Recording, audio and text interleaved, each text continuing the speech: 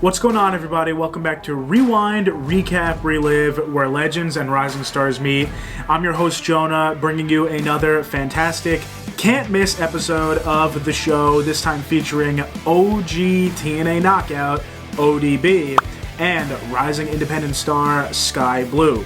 But first, we have to get into a few things, including the winner of last week's giveaway, next week's giveaway, and next week's episode. First, the winner of last week's giveaway being the signed ODB food truck shirt is Scott Riddle. Congratulations, you are the winner, and we will be in touch. Congratulations are definitely in order there, and next week on the show we have rising independent star Cody James appearing on with WWE Hall of Famer Don Morocco. And you have the chance to win some signed merchandise coming straight from Don Morocco himself, from Hawaii, and it's either going to be an 8x10 or a trading card, not quite sure just yet, but if you enter to win, you will get one of those items, and what you have to do to enter is comment hashtag R3giveaway down below in this video. That's hashtag R3giveaway down below in the full ODB and Skye Blue interview, and you will be entered to win that incredible merchandise. All of that is taken care of. We've checked off all the boxes. Now all you guys have to do is please subscribe to the channel. Tons and tons of content coming your way to finish off the summer. SummerSlam around the corner, so I hope you all enjoy that. Definitely check back to the channel for next week's episode. Leave a like on this video, a comment, even if it's not to enter the giveaway. We love to hear what you have to say. Follow us on social, Instagram, and Facebook at Rewind Recap Relive, but most of all, please enjoy the episode.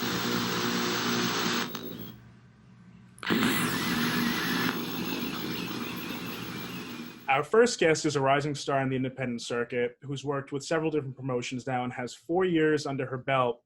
Please welcome Skye Blue. Hi. And our next guest has had quite the illustrious run. During her time in the wrestling business, she was able to capture the TNA Knockouts Women's Championship 4 times, the Knockouts Tag Titles, and even had a marriage in the ring. Please welcome ODB. What's going on? All right, so I'm so happy to have you both here, and I'd love to start it off with something simple and just talk about your journey from when wrestling went from an interest to a career or a soon-to-be career. So, Skye, you first, please. Where did the transition take place? So I had sat down one night with my mom, and I actually watched it, and it was like when I actually fell in love with it, I was like, I'm going to do this one day, and she thought I was crazy. She was like, no, you're not. And then I signed up for a tryout, and I was like, hey, Mom, we're going, and that's how it all started. When did the the interest in wrestling start? So my parents loved it, and so I grew up watching it. At first, like when I was little, I would be confused. I'm like, why are they hitting each other with chairs? Like I was clueless little child. Yeah. And then the one night I was a junior in high school, I sat down and watched it, and I was like, oh, this is really cool. Like, wait a minute, this isn't as crazy as I thought it was. Absolutely. And ODB, do you resonate with that at all? Where did your journey begin? Can you talk about that a little bit? Well, I started back in 2000, almost 20 years ago. And I've always just been a big fan growing up. You know, I grew up in Minnesota, so you got, the AWA had the Ganyas and Mr. Perfect, Ravishing and Rick Rude got their start here, Road Warriors, Hulk Hogan, Ric Flair, list goes on with all these legends and Hall of Famers. And I would go to shows, but they were just so larger than life. So when you saw them, and I would stalk them, like I would go to the gym that they all hung out at, wear my Zubas, and got a picture. My very first wrestling picture was with Barry Darsow, Smash from Demolition. Oh, nice, yeah. We actually were wearing matching outfits. We both had Zubas. I think we both had mullets. And that was probably, I was probably 8 or 9. And just growing up, just, watching it. And then, do you remember the reality show Tough Enough? It was on MTV. Yeah, it was. Of course. You auditioned for the first season, right? The very first one. So that was 2000. So I sent in my tape, and I called myself ODB, One Dirty Bitch already. And and then I got called to go to New York, where they had the WWF restaurant and stuff there. So there was about 300 of us, I think, out there. And then I got down to the last 20. but I didn't make the cut to the last 12. MTV didn't like me. WWF liked me, and they said, I think, you know, she has potential. So Yeah. and that's where I met Al Snow, and Al Snow's been there since day one with me. And he always kind of followed me in the independent scene, and then I kept in touch with him. And yeah, and then 2001 is when I had my very first wrestling match in a bar in Minneapolis. So yeah. Oh, in a bar? What promotion was that for? You know, I don't even know. I don't even think it was a promotion. It's just a, Who was it against? Was it against anyone that we'd know? Or? I know she was local in Minnesota, Lacey. Okay. She's kind of like in our era with CM Punk, Colt Cabana, Ken Anderson, Don Davari, Austin Aries. That was like our little group. So, yeah, she wasn't too happy when she was like, "Oh, I gotta work this green girl." Fun journey. It sounds like it. And Skye, can you tell me the feelings that were going through your head the first time that you actually stepped into the ring? Oh, I was terrified. I was beyond little. I'm only 5'2", and I was in high school, so I was like 100 whatever pounds, and all these big guys are like 6'2", 6'3". I was like, oh dear, you know. And being the only girl, I was like, what the hell did I just get myself into? Type thing. But I was like, okay, now you gotta keep up. You gotta keep up with them. But so like once I got over the initial like I don't know what I'm doing, then I was like, okay, just gotta hang with the guys. Yeah. And which promotion was that for? That was for Premier Pro Wrestling. So were you the only female there wrestling? Yeah, I was the only girl the whole time I was there. 2 girls, maybe 3. I don't fully remember how many, but a couple would come in, they'd hang for a couple weeks, and then they would. Oh, nice. I don't know where they would go. Yeah. They never really stuck around, so it was always just me. Yeah, because I think that's cool, because that's how I started with the boys. I think that's the way you start good, because you're just listening, and listening is the key in pro wrestling. Like, shut your mouth and just listen. I didn't talk for a couple of years in the wrestling business, and but that's the way. Like, I think that's the way the girls should learn, is with the guys. Oh yeah. You just get. I love learning with the guys, because then it's like you become one of the guys, obviously. Yeah. But then like yes. Once I hate when so many of them will just be like they'll be afraid to forearm, or they'll be afraid to chop or whatever. Yeah. Oh, yeah. And it's like, I'm one of you. You can hit me. If you do it wrong, I'll just hit you back harder. And as long as it makes sense, because I'm always, tell a story, and as long as it makes sense, because I hate when guys are wrestling girls and they punch them. We should be dead. Exactly. In the wrestling, right? As long as it makes sense. Like with me, it makes sense because I could whip all the guys' asses in the ring, because they're bigger than half of them. Mm-hmm. So it's like, as long as it made sense to me, like, I like it when the guy, because some guys don't like wrestling girls, but I'm like, it can be the best match on the card in the independent scene or the big show. I mean, it's as long as you tell an awesome freaking story with a guy. Like, a guy should honestly never touch a girl, and just try to do, things. And it was fun. Like, you really learn how to work with the guys and telling a story. Like, that's the best part. And you get more respect too. Like, they'll treat you like one of the boys instead of just a chick in the locker room they want to bang, Exactly. And so how was your first moment breaking into the business, Jesse, if that's okay? Oh, yeah. How was it breaking into the business for you, that first moment? Were there nerves for you too? Oh, God, yeah. And I still got nervous, with doing big shows. And, I was nervous. But I was surrounded by a good group of guys. I traveled with, Ken Anderson, Mr. Kennedy, Sean Davari, Austin Aries, Cabana, and Punk was also there. And it was just, it was cool just being like in a tight little group like that, and then having all of us make it was pretty damn cool.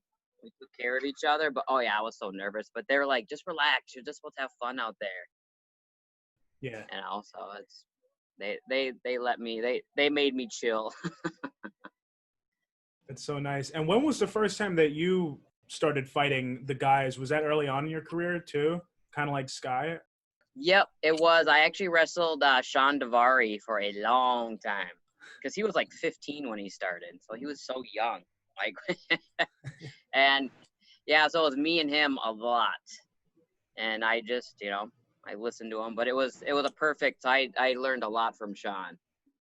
I always called him my little sister. He calls me his brother. And of course, you still have those nerves, like you just said. But do you have any advice on how to ever get over those or get past those? Is it just to surround yourself with those good, people that will give you the advice? Or Yeah, the part, like, too, especially when I was at TNA. I mean, you have people like Sting, Kurt Angle. They're watching you, on the monitor in the back. I'm like, oh my God, they're watching me in the back. I'm like, oh, I don't want to screw up. But you just have fun with it. That's where I just learned. I learned that from Al Snow. He's like, have fun. Stop memorizing don't just go out there, be you. And especially like cutting promos live. Yeah. I got, good on the mic just by, going out there saying whatever. I didn't have a script. I think that's why I got to do my thing. They're like, just be you. They're like, just be careful on your words. but it's just having fun. I think that was the main key. When you can tell I was having fun in a lot of my stuff, because then I just didn't really give a rat's ass, stuff. So, yeah. And Skye, how have promos been for you? How do you enhance your persona with promos throughout your career so far? Have you found it difficult? At first I was like horrible at promos. I hated doing them with a passion. They would put the promoter with me, and he would just talk, and I just kind of like shake my head, be like, yeah. But eventually I found it easier to do like in-ring ones, because I was like, I'm never gonna see these people again, so I don't care if I sound like an idiot. Like, I'll just keep going. And so like I think in-ring ones are a little easier, but I'm also like kind of shy when you put a camera in front of me. I'm like, what? Yeah. Well, that's the thing too with, like, I remember like with my, like, people like, all right, cut a promo. I'm like, I need practice. That's the best promo. Sometimes you're just, I'm like, what did I just say? I don't even think any of that made sense. Yeah. But sometimes, you just go with it. You're the one with the mic. The crowd is watching you, they're not in the ring. So you kind of can say whatever you want as long as you believe. You don't get in trouble. Yeah. Like, But I mean, as much as you can, like in the indie scene, try to see if you can grab the mic a lot, like to start your match or even after your match, and just try to just get that practice, because it helps you in the long run. Because not a lot of chicks are good on the mic. Some are just like, oh my God, please take that mic away. That's me. Just keep it short and sweet. Get a tagline, and just always have that little, that safety net. Because sometimes you can grab the mic and you're like, I just totally forgot what the hell I was gonna say. But get a little catchphrase, and bam. Yeah. And so, Jesse, you mentioned that you didn't make the final cut, right, for Tough Enough. Do you remember how you felt when that happened so early on in your career? Was that like a roadblock, or did that just add fuel to the fire? Oh my God, it added fuel. Cause I remember Stephanie McMahon came to the stage, and we're all like, I remember like it was yesterday. And then she's like, we're about to announce the top 12 to go into the house. And all of a sudden my name didn't get called. And they're like, okay, the rest of you guys can just go. And I'm like, I was bummed. But I remember on the flight home, I was like, that's when I started looking up wrestling schools. And I called up, or I just showed up, Eddie Sharkey. It was basically trained in his garage, like in a warehouse. And I think it just set fuel. I was just like, I'm doing this. I'm doing it the hard way, which I'm so glad, because if I would have made Tough Enough, I wouldn't be here right now. Who knows where I would be? I'd probably, my career would have been done like that, because I would be the Tough Enough. Right. So I'm so glad I went down my route. So glad. Everything happens for a reason, right? Exactly. Yeah. And was there anyone from that first season? Do you remember who did get called from that first season? Yep. Nydia won, and Maven. Oh yeah. I should have. Yeah. Yeah. And Maven. then Josh Matthews was on it, so he's had an awesome career.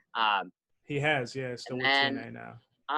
Chris Nowinski was there, and he's been great. He's he's smart and stuff, and he's doing working on the you know, with the concussion stuff. I actually took one of his Right. in seminars. He actually, when I was working with NWA, and he came in and talked for a couple hours about concussions, and it's like makes you like really think about stuff. Like, don't do stupid shit. Don't get hit in the head. Don't protect yourself, protect others, because like that stuff's scary as we get older, you know. Like our, you know, brain can go fast. So protect Absolutely. yourself. And yeah, those precautions they put in place, you think Yeah, those honestly, don't be afraid to say no, especially in the indie scene. Like taking stupid moves from people, especially chicks are like, oh, I want to do this. I can do this. No, you can't. Yep. I had one chick that says, I could do a moonsault like Kurt Angle. I'm like hell you can. And I literally moved because I saw her coming and she literally just fell backwards. I was like, Jesus. I'm like, I'm just going to pin you right now. It was horrible. Yeah, so I don't like a lot of people pick me up, especially nowadays. I don't really like falling on my back anymore. But yeah, don't be afraid to say no. If they get mad, Yeah. come tell them ODB said I can say no whenever I want. I've taken a couple things that I've broken both my elbows. Oh. Wow. Yeah. I took it was a 3D, and but they forgot how light I was, so they kind of launched me and they went, she went really high, and then I just went straight down on my elbow, right on the point of it. I was in a half cast for, God, I don't even remember how long. It was my senior year of high school too. Damn. Yeah, it was. So I've learned that can we do it? Can we practice it a bunch? Have I seen you do it? How many times have you done it? Type thing. Yeah. Like, let me see tapes. Yeah. Yeah. How many people have you hurt doing this? Like That's actually a good question. Has anyone got hurt doing this? Yeah. Oh my God. Yeah. Ugh. Owie. Skye, you've wrestled 4 years now in a number of different promotions. What would you say have you walked away with? Like, what's that most valuable information that you've taken from those promotions? Oh gosh. So I've learned that like if you wrestle, you're gonna learn something different from each person you wrestle, and then and everybody's not gonna be the same. And you don't have to get all your shit in. You just gotta tell a story, and you gotta, instead of just like worrying about yourself, like get yourself, your opponent, and your company over. Because if you can do all of that, then it's like, what can't you do? I like that. Yeah. Well, that's the thing too. It's like I liked being a baby face all the time because I just like get my ass kicked, and I had like 4 moves. And it's like I'd rather sell. It's like look at John Cena. He always got his ass kicked right away, and then bam, bam, he came. You know, did his little pumping up, and that's the best thing. It's like, you know, it takes 2 people to make money. So yeah, it takes more than 2 people to make money. I mean, the ref too is also a big key. A lot of people don't think. Every time I'm on the independent scene doing matches, the referee sucks. They don't. Sometimes they're like, they just want to be in the business, and and they don't understand how very important they are. It's like, oh my lordy, I've had to rough a few refs. Especially if the refs are like the green kids that are starting out. Yeah. Like, because it's like you ask time and they're like, the what? Or here's the comeback. What? It's like, no, go tell the other person. Like, no. Or they'll be like 1, 2, and I'm like, 3, bitch, let's go. That's happened so many times. Or they'll forget the finish, and then I'm like, keep counting. No. Oh my God, it's so horrible. I'm like, we'll kick out. I mean, oh God, that's pretty. What are some of those referee responsibilities that you like? What are some of those that you're talking about? How important is that job? They gotta know, especially too. Like all of us, we all gotta work together, you know. But especially when you get thrown out of the ring, know the rules. Like we should know the rules. You got freaking 10 seconds, get back in the ring, roll out, come back out, you know.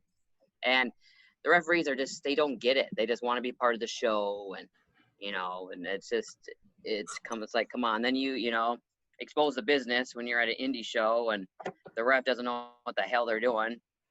And then the fans are like, ooh, that didn't look good. You know? Yeah, they can. Yeah.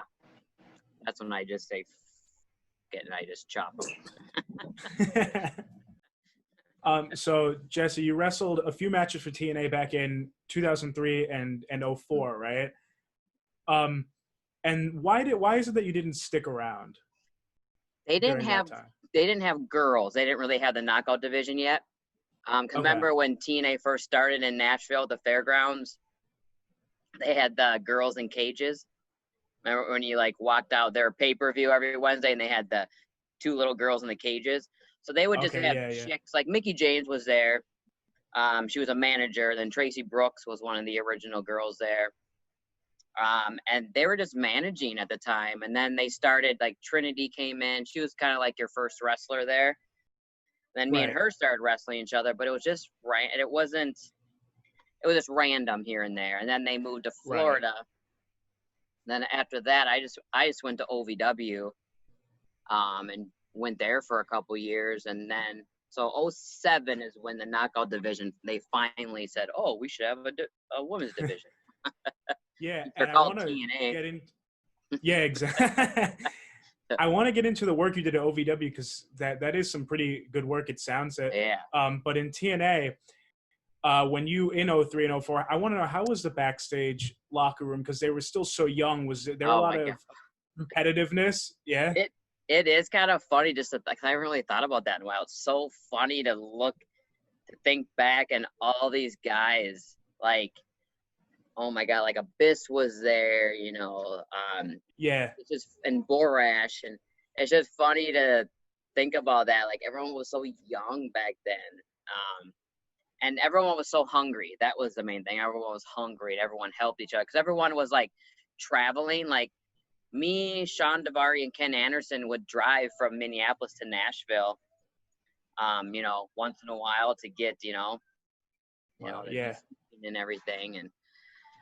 But yeah, and then it's, I mean, just, you know, you had like, you know, the Jarretts were there, so they were super awesome. Like Jeff Jarrett's always been cool to me, and you know, they get you get intimidated. You're like, oh my gosh, Jeff Jarrett, and Jerry Jarrett, like, but they're always open, you know, they always were there, and they always appreciate the young talent. That was the one thing I loved about Jeff. He loved new talent and just, you know, teaching them and stuff and giving them a break. Jeff Jarrett gave a lot of us a big break, so it's kind of cool. Yeah, for sure. Yeah, no, he seems like a really great guy. Yeah.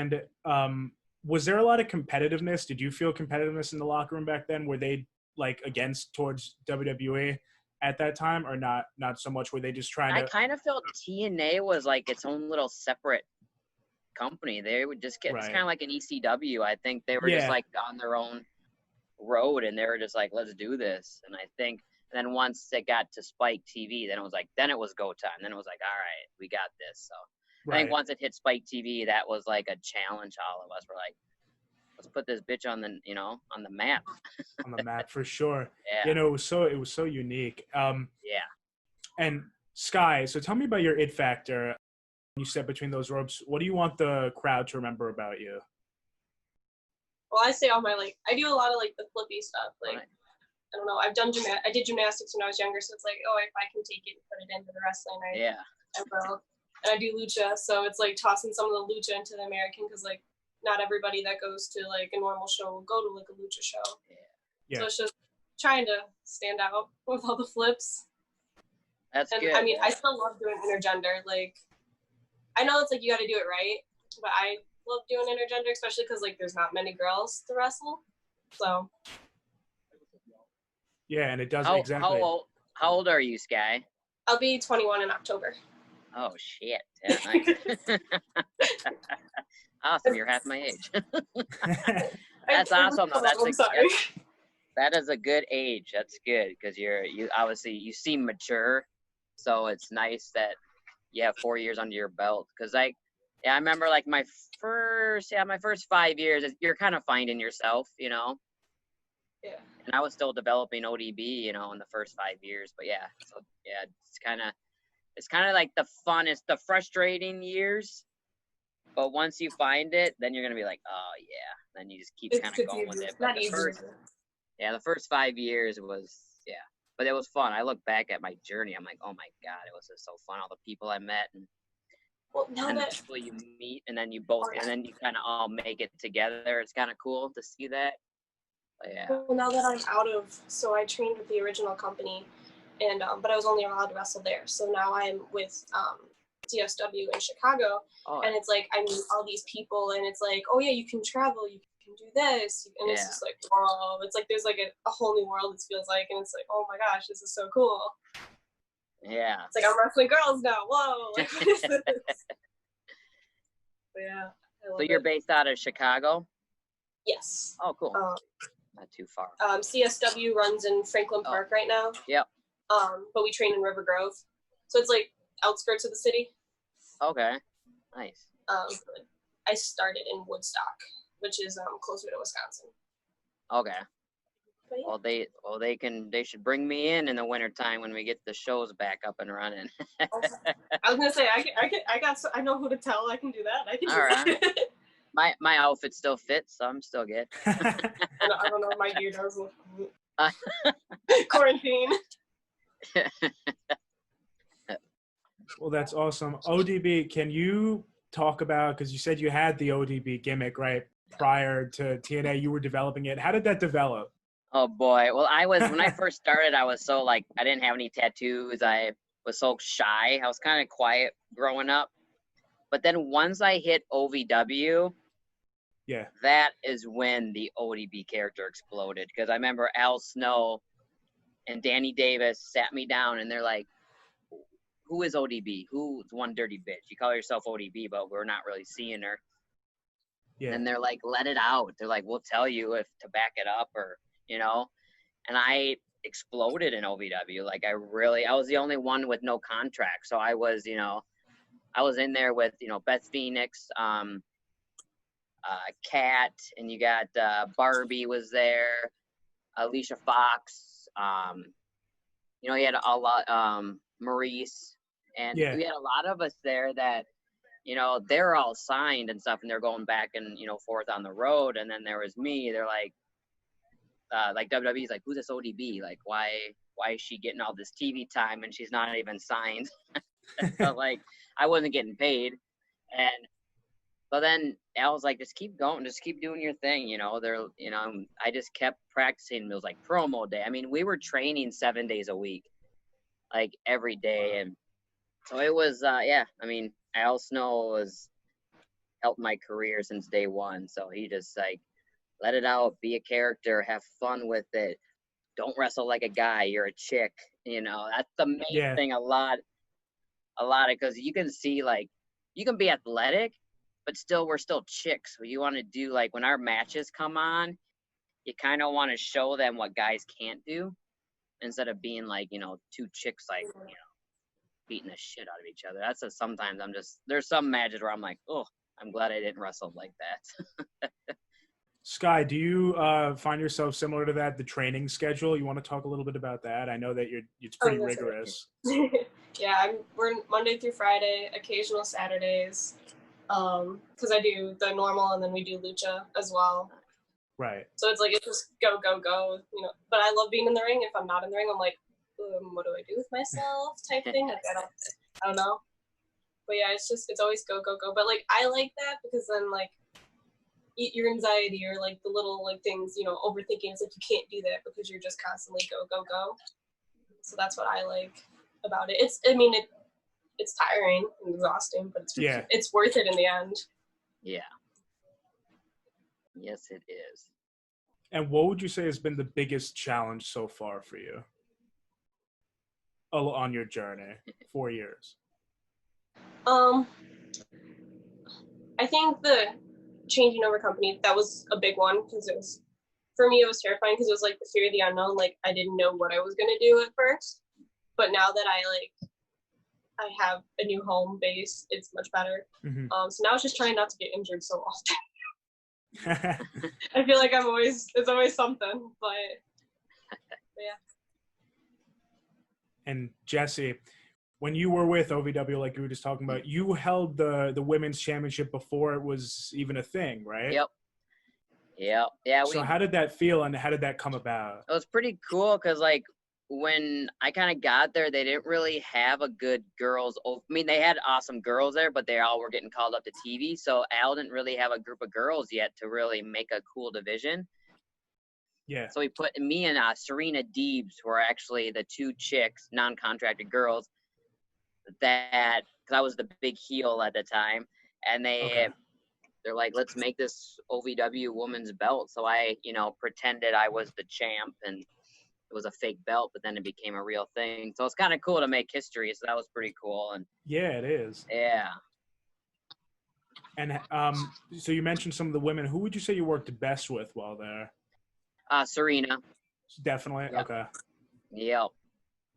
We had a good little, because she's like the hometown girl that everyone loved. But then then ODB started like being the heel, but then I kind of turned babyface, kind of like the female Stone Cold, Steve Austin.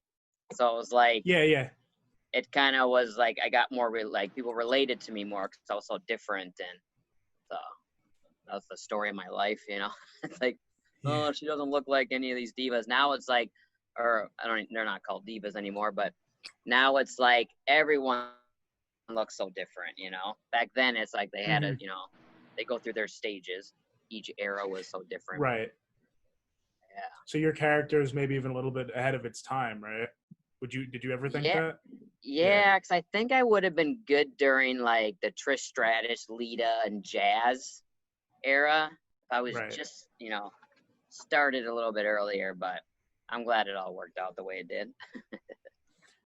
Yeah, and can you talk about that? Like, why is it that you pursued TNA over WWE? And is it true that Triple H actually told you to go sign, encouraged you? Yeah. Yep, he did. Because I remember it was 2007 when Terry Taylor reached out to me and said, hey, we want you to be, one of the original knockouts. We want you to start our division.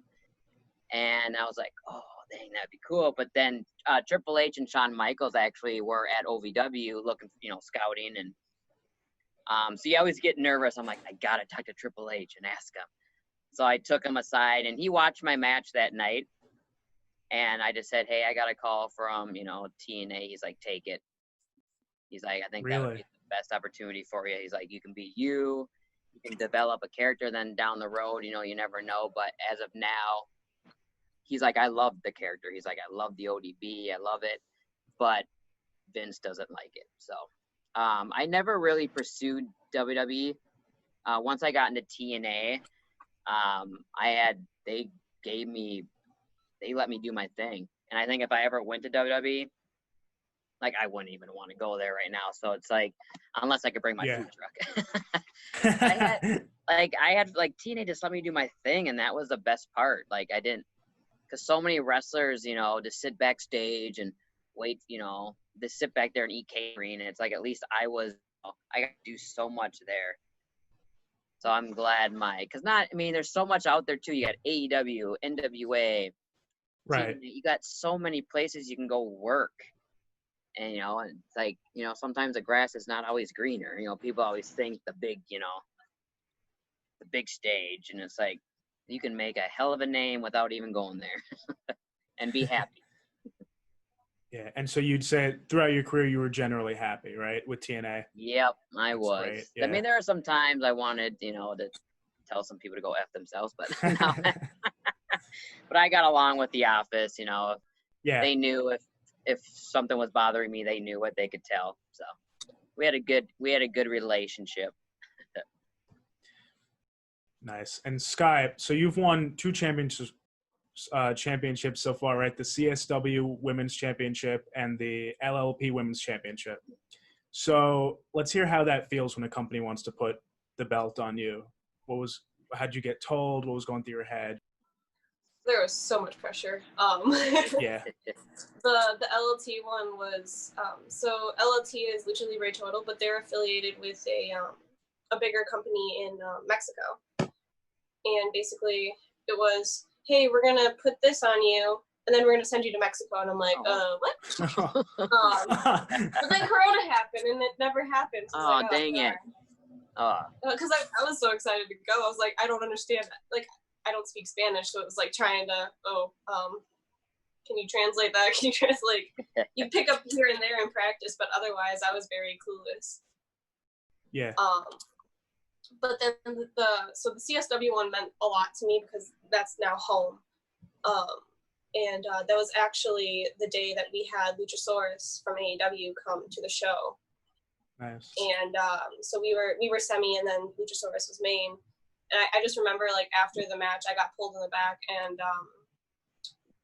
Marche Rocket he was on Impact, I think, a couple times. But he had pulled me, and he was like, "That's the best match I've ever seen. That was where you were yourself and you connected with the crowd." And he was like, "It doesn't matter what moves you did, but he was like, you were a wrestler, you were there, you were present, and you made them connect." And it was like, no, don't make me cry, like, because I just felt like I wasn't like all the work had finally paid off, you know, like from all the uncertainties of what was right before that, and I was like, "Hey, if it's okay, you can do it," type thing. But yeah, that's so nice. That's awesome. And Jesse, when you won the knockout title for the first time, can you tell us, is that a similar feeling that you had? Yeah, because you're like, all right, cool. I was like, all right, I'm going to be on TV every week. I'm getting a paycheck every week. So I was just looking at that part, like, cha-ching, yeah. I'll be on house shows and stuff. So I was representing the knockout division. So it's kind of cool. And I loved it, too, where the match was with Cody Deaner. Yeah. So we really had a cool story, and he's a hell of a worker, and I'm so happy that he worked with me during all that, and we had an awesome match. It was so fun. Like, I felt it. Like, that's a big thing when someone, you know, you get to have the title, and, you know, and then down the road, you know, obviously you put someone else over, and then it's their time. So it's kind of cool, you know, you built, and that's really time. It's for you to shine and really develop, you know, your character, and just really go with it, and just, you know, take that opportunity and explode. Absolutely. And speaking of Cody Deaner, I'd love to get into the win a night with ODB angle that TNA did at Destination X. Oh my God. They had such a slew of, like, you know, unorthodox tournaments and everything. I wanted to know who was, like, can you give us some insight? Who was the one coming up with a lot of this stuff back then? And who pitched the idea to you? Vince Russo was my guy. Yeah, okay. He loved the girls, and that's the one thing I loved about being in TNA, because if I wasn't involved in the women's division, they always had something for me. And I always pitched something. Like, I was not just sitting in the back. I was like, I want a talk show. They're like, yeah. So then I finally got my own talk show. And then they're like, okay, well, you're going to have a boyfriend now. I'm like, okay, cool. So it was cool. Like, they always had something for me. Like, it wasn't hard to write for me. Kind of just wrote itself. So it was, Vince always had my back in that. So we got along. Oh, that's nice.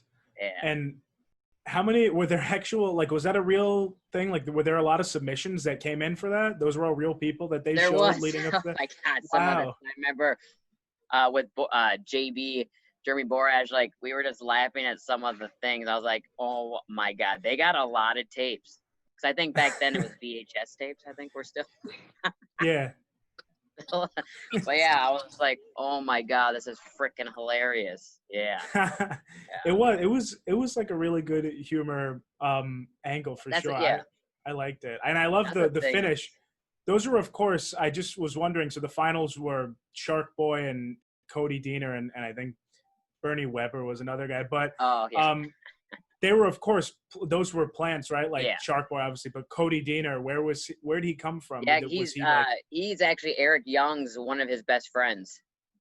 Oh, okay. Canada. So he came from that whole group with Scott D'Amore and stuff. So they were bringing him in, and they're like, oh my God, him and ODB would be a perfect match. And then it's funny because, so they put me and Cody Deaner together, and then years later, I ended up marrying Eric Young. So it's got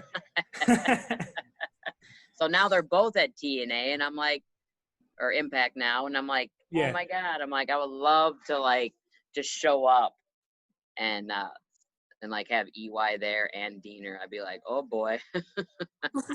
That'd be a good. You think that's in the future for you? Showing up at Impact, maybe? You never know. Yeah. speaking of that angle, just one more time, for Shark Boy, I've always been curious. Were you around when the creation of Shark Boy was happened in TNA? Yeah, because he was there. I did a lot of indie shows with him in Ohio. Right.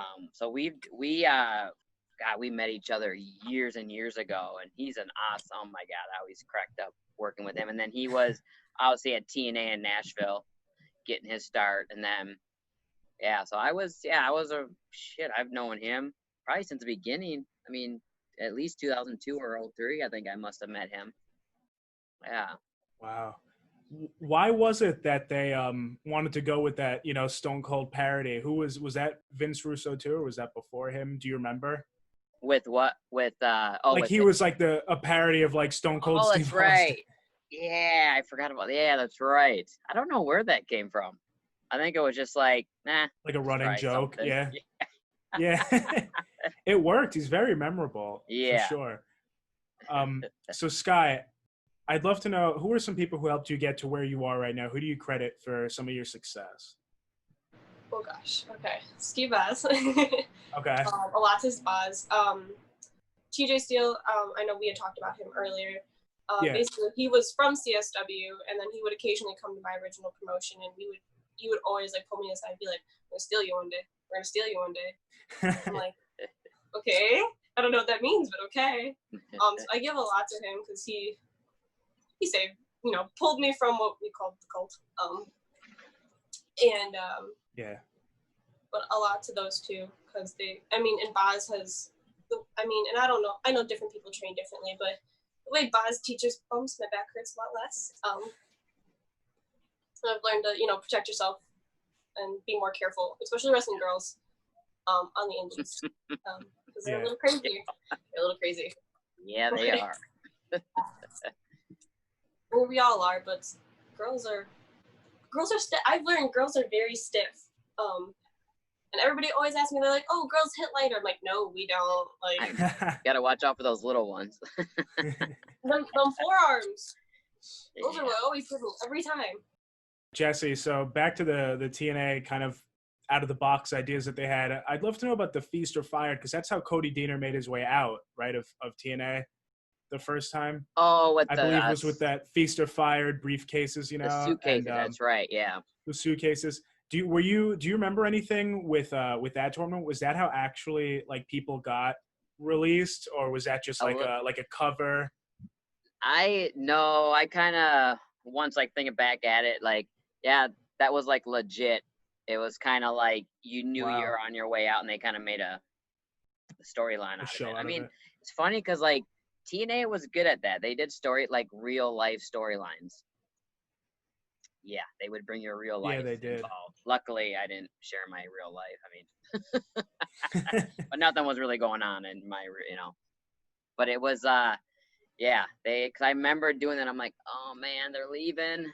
Or it could be a storyline where they leave but then come back. But for the most part, it was they were getting rid of them, and it's just like, God damn it, that's a part like I never. Wow. Sometimes I'm like, why didn't you got rid of him? You should have got rid of this guy. Yeah, sometimes you look at that's that, crazy you're like, to think about. Yeah. Why do people get released? But I mean, I kind of got released a few times, but I always came back. So I remember it was like 2010 when like Hulk Hogan and Bischoff were coming in. Yeah. And Dixie kind of wanted to go a different direction with the girls, which made no sense. So basically me and Awesome Kong left. And then all of a sudden, 6 months later, they call me back for like an open challenge with Madison Rain. And then Eric was like, where the hell have you been? I'm like, sitting at home. And they're like, are you signing a contract? Are you staying? I'm like, I don't know. He's like, I'll be back. So Eric Bischoff basically got my job back. Wow. Oh, that's He's like, where the hell have you been? He's like, I don't understand why. Because they did want to use some girls for like, they did want the bikini stuff. I get it, but you can still have those girls and what the knockout division was all about, because they kind of got away from that. Like, Dixie was part of that, and so I was mad at her for a while. I wanted a match with her so bad. Oh, did you really? With Dixie? Wow. So she pulled a lot of the. She Yeah. was like, she wasn't. It wasn't just like a figurehead. She was like TNA's Vince McMahon, right? Yep. I actually pitched a storyline with me and her, but it didn't work out. I actually told her about it too. I was like, it'd be perfect because it would be kind of like that Vince McMahon Stone Cold Steve Austin feud. Yeah, It would have been me and her, and oh my god, that would have been freaking. That would have been money. that would have been. Yeah, that would have been really Her cool. ass. So, kind of to that, bikini mention that you were just saying, we just celebrated the 5-year anniversary of what WWE dubbed the women's revolution in professional wrestling. 5 years. And I'd love to get both of your takes on that. Skye, can you talk about that a little bit and any challenges that you think you face being a woman in professional wrestling, if there is any? Well, so at first when I was younger, I hated the chicks because I was like, oh, you come out with your little rinky-dinky outfits, duck this, hit your finish, 1, 2, 3, and I hated it. I was like, I want to do what the guys can do. I don't want to be one of the girls. I wanted to do what the guys did. And but like now that like I'm in it, like you're in the industry and you understand it, like I get why we wear what we wear. Because there's still some people that look at it like, oh, it's a chick, she's to look at. Some people still think in that mindset, but it's like, I mean, if you can back it up with your talent, like you gotta play to some of the weirdos out there. But I mean, I think it's a lot better now though, because like we're given equal opportunities. Like I've main evented some shows, and it's like, yeah, we can keep up, we can do what the guys can do. And I think it's more. There's some promotions out there that are still like chicks over there, but yeah, I think it's getting a lot better, especially than from what it was. That's really great. And Jesse, your thoughts on that? Yeah, I can't believe it's already been 5 years. Wow, with the revolution. Right. I think it was great. Like I actually think with all those girls, it was a perfect group of girls that WWE did. And they I like it when they're given an opportunity and they take it. Like all those girls work their asses off. 'Cause I hate when a lot of people are given opportunities and they freaking blow it.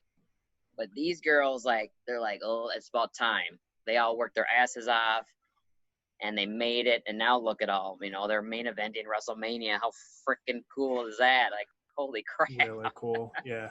They're given so much TV time. And so it's, I'm proud of those girls. Yeah.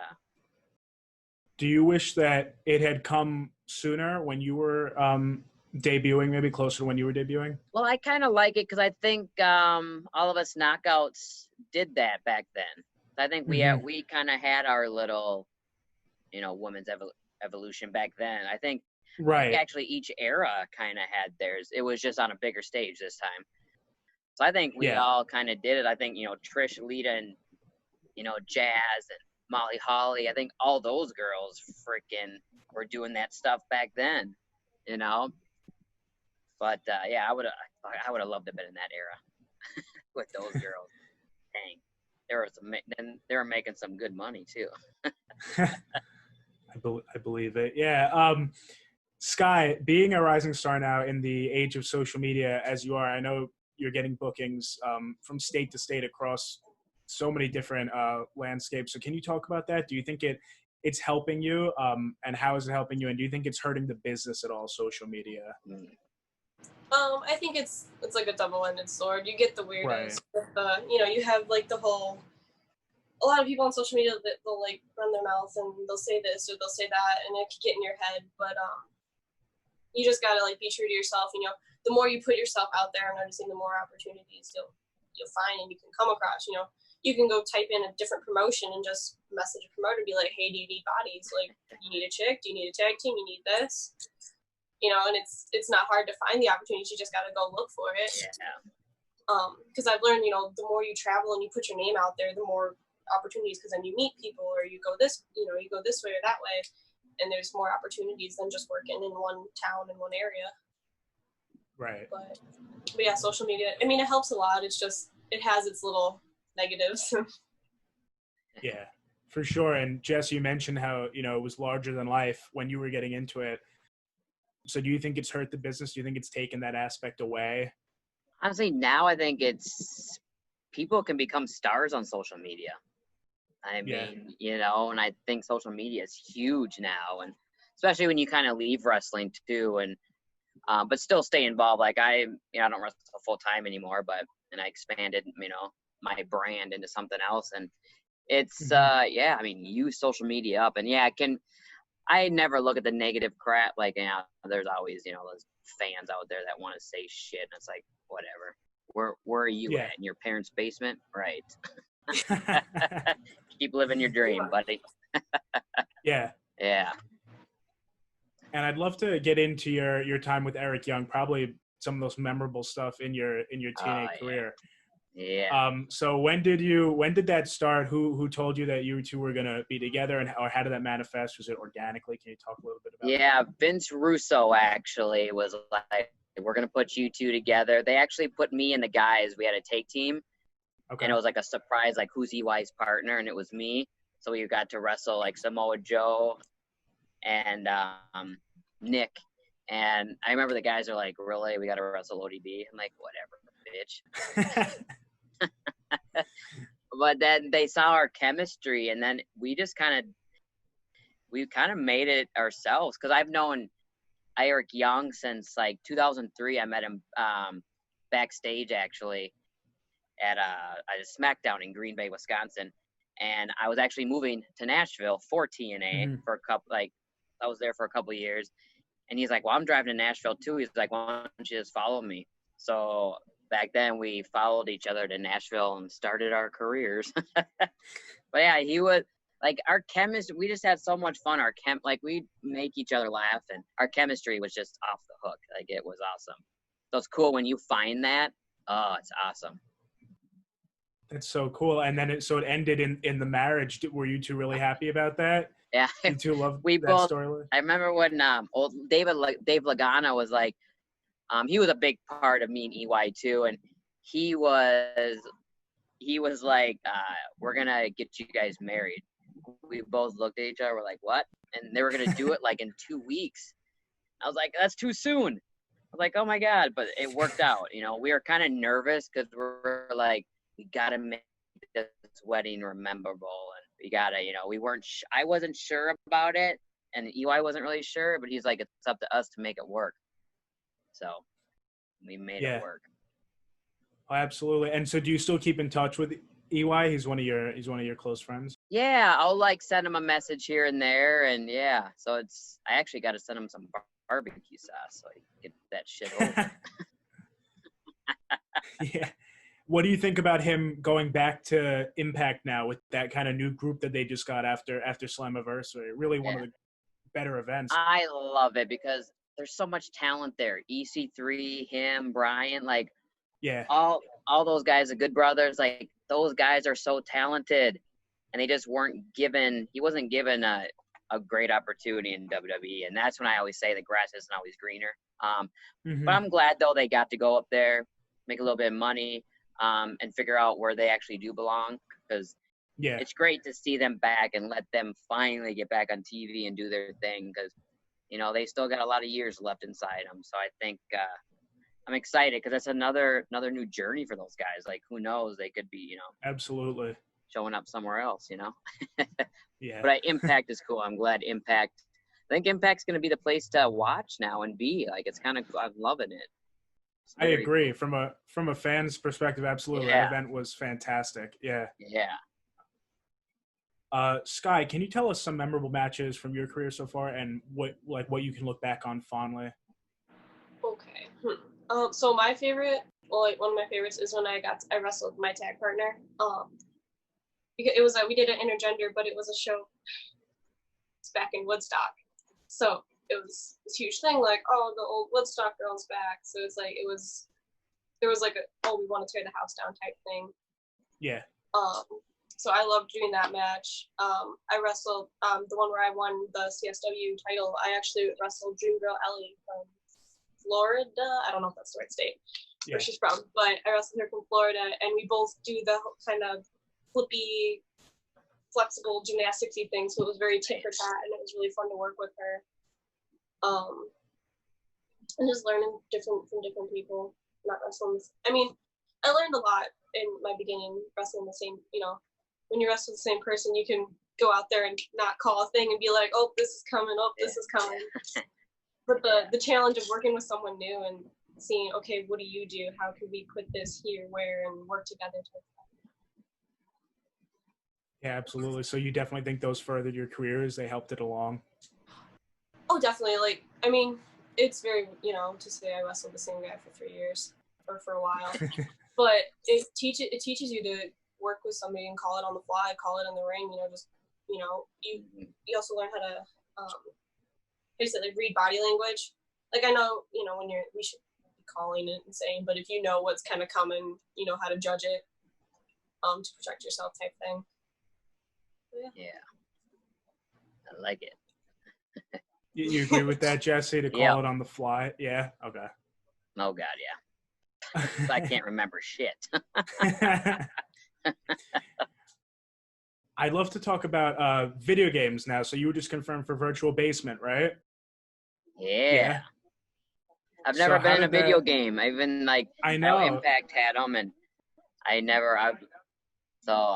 I'm excited. Yeah, finally. And hopefully get to have my food truck in it too. So hopefully you can I can have my food truck in the video game.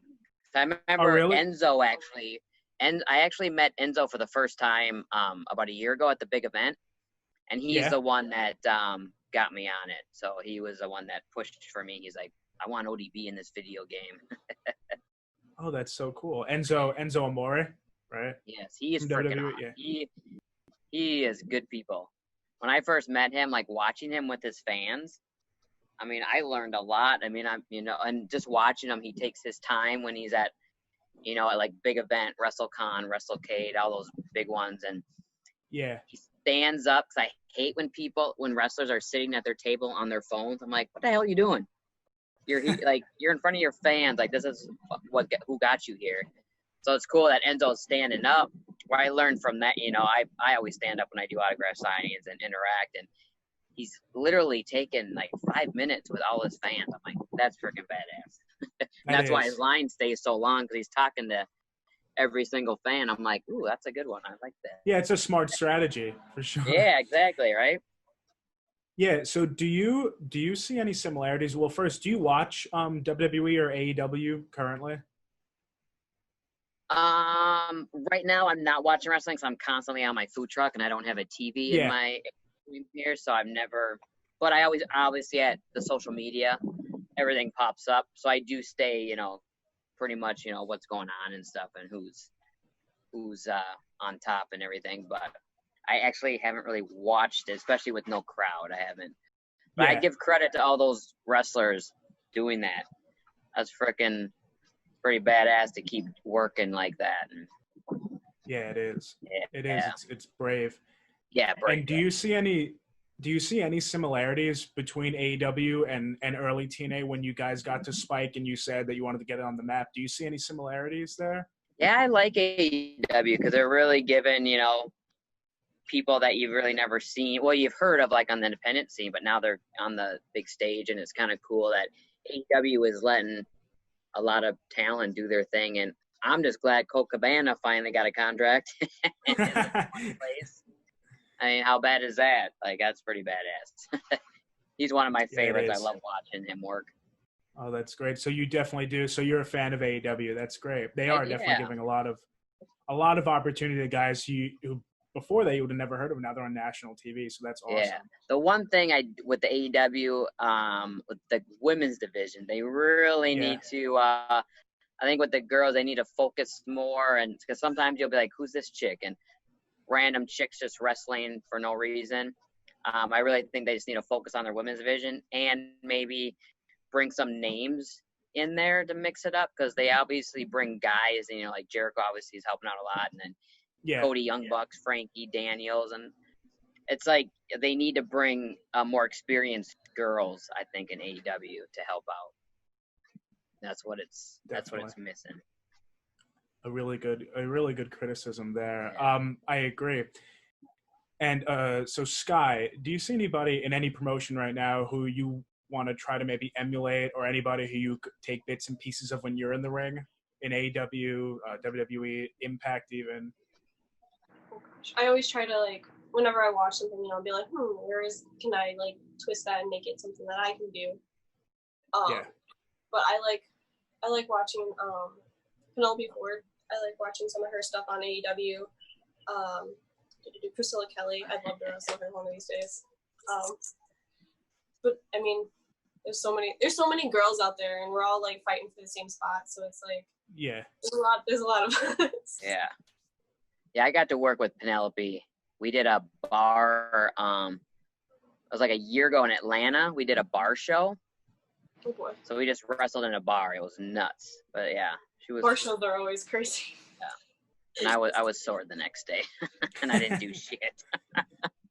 That's how it always normally happens. You don't do nothing. You're just like, why does this hurt? Yeah, you're why like, does this oh hurt? boy. She did a submission on me. I'm like, yeah, I'm not that flexible. So just a few more questions. ODB, as a TNA original, do you see any reason why Impact Wrestling before Slammiversary, because they really picked it up, but maybe why they weren't doing as well as they once were? Is there any reason for that kind of decline that they had, do you think?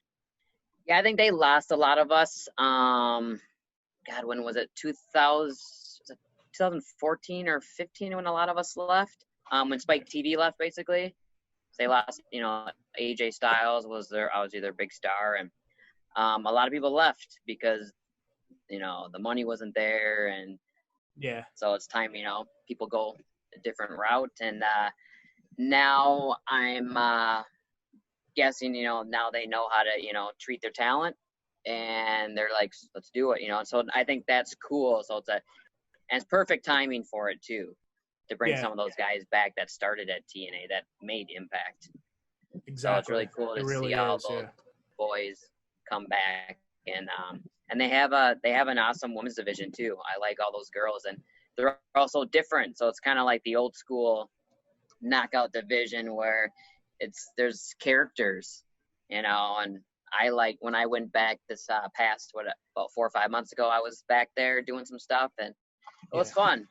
It's fun to, you know, I mean, all the girls are half my age, but it was fun to keep up with them.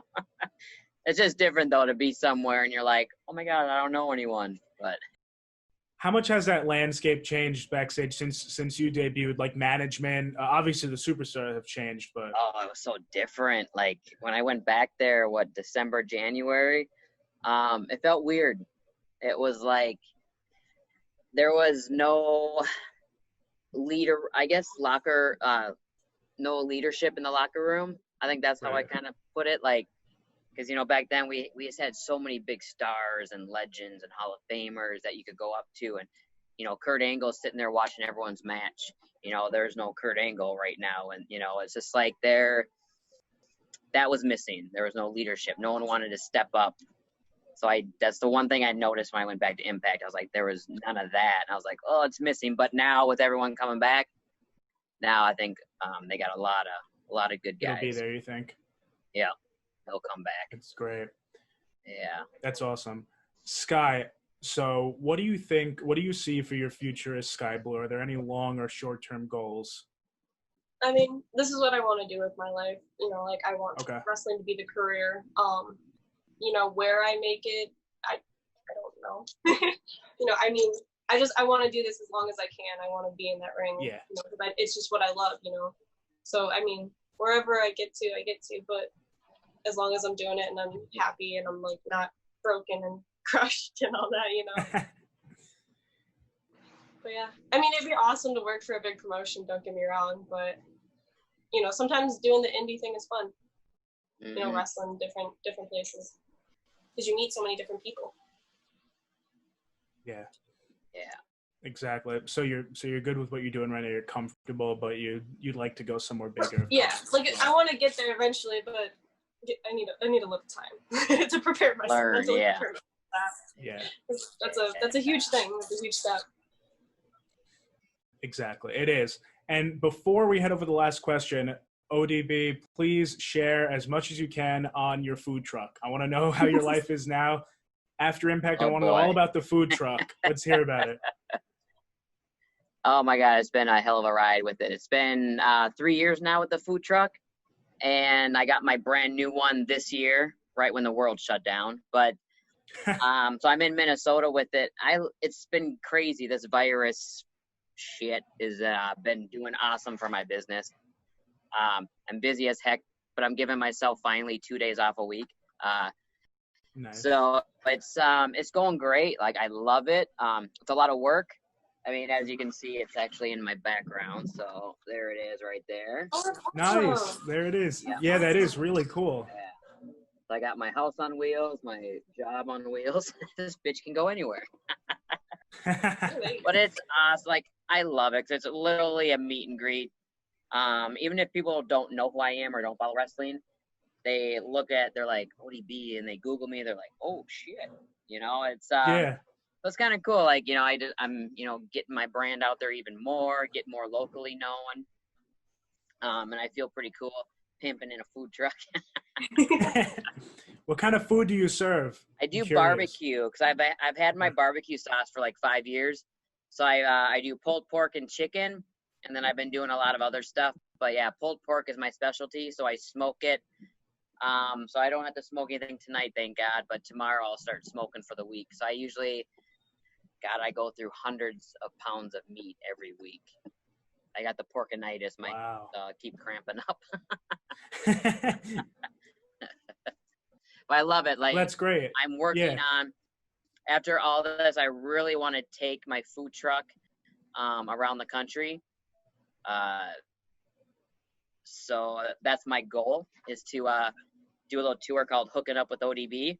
And you kind of just, you know, do like going to different festivals and wrestling shows possibly. And Yeah. so all the fans can have my food. So That'd be a really cool combination if, like, at any independent show, you just parked right outside. yeah. well, That'd be awesome. That's Yeah. That's really Yeah. smart too. Yeah. Yeah, Chicago could possibly be on that tour since it's not too far. My food truck only goes 60 miles per hour, so it may, It may take a while. I may Slow have down to in the get fast it. lane, you'll be okay. yeah, I may have to get a tour bus to hook it up. So, and a driver. Well, that's great. I'm really happy you're successful, definitely, with Thank the food you. truck endeavor. That's awesome. That's the one thing about pro wrestling Yeah. too, with Skye. Like, it's cool where you can expand and Oh, yeah. also think while you're doing that, like developing a brand, Mhm. and then you never know where it can take you. What it'll So many take you. people, you know, focus on just, obviously you got to focus on the wrestling, make your name in the wrestling world. But as you like start to make it, kind of think of other routes. Be like, all right, where can I take this? Are you into fitness? Are you into, you know, whatever your thing is? Like, really just kind of make it work. 'Cause there's so many wrestlers. Like, I'll go to conventions and I'm like, ugh, I don't want to be like that. I don't want to be like that chick or guy, you know. It's like, Yeah. you know, working for, you know, $100 at the wrestling show after 20 years in the business. I'm like, yeah, no, not so much. But yeah, just really start to like kind of, you know, use wrestling, because wrestling's so popular now. You know, it's great to be a wrestler nowadays. There's so much money to be made and a lot of great opportunity too. And you're in that right stage where 4 years, it's like you got, you know, a few more years and then the independent scene, and you never know when you're going to get a call or people are going to look at you. So you never, especially now, I mean, god dang, yeah. There's so many like. Women are very needed in this world of wrestling. Well, thank you both. Jesse, you just answered the last question, was if you had any advice for Skye moving forward. Oh. So that was great. Should beat you to Very it. wise words. Yeah, you did. But thank you again, both. This has been great. That brings this us was to the end awesome. now. Thank you for having me. Yeah, this Yeah, was of a fun course. interview. I never done this before or work, you know. This is kind of cool. Yeah. I like it. I'm really happy you enjoyed it. I am. Have a good one, both of you. Awesome. Thanks, Good guys. luck with the food truck moving forward. Yeah, stay in touch, Skye. Skye. I would love to get in the ring with you. Yes, that would be awesome. That would be awesome. I will start bothering promoters. I will All get right. this. Yeah, reach out to me on my social media and stuff. So, Yes, I will. Thank you. Thank you. all right. At the ODB BAM. That's my social media. All right. Put that in there. Awesome. Thank All you, guys. Woo, Messy Daddy, Boogie Woogie Man feel good. I tell my people, my brothers and sisters, don't you dare miss online, rewind, recap, relive. Oh yeah.